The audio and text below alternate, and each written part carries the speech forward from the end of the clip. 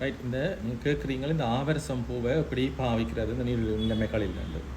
இப்போ நீரிழிவு நிலைமைகளில் ஆவரசம் பூவை பாவிக்கலாமா இல்லையாண்டா பாவிக்கலாம், நிச்சயமாக பாவிக்க வேணும்.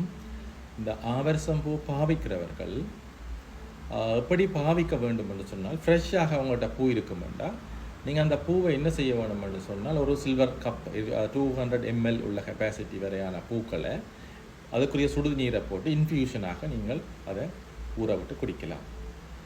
உலர்ந்த பூக்கள் என்றால் அதை பவுடராக்கி வச்சு கொண்டீங்கன்னா ஒரு தேக்கரண்டி பவுடர் தூளினை அவரசம் பூவினுடைய தூளினை காலையும் மாலையும் சாப்பாட்டுக்கு முன்னராக நீங்கள் பயன்படுத்தி கொண்டு வரலாம்.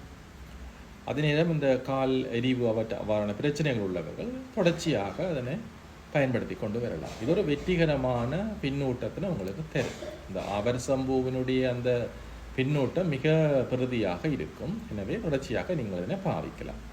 இதில் முக்கியமாக நீங்கள் கவனிக்க வேண்டியது, நீங்கள் பயன்படுத்துகிறது ஆவரசம் பூ தானா, இன்ன ஆவரசம் பூ என்பதை தெளிவாக பார்த்து பயன்படுத்துங்க.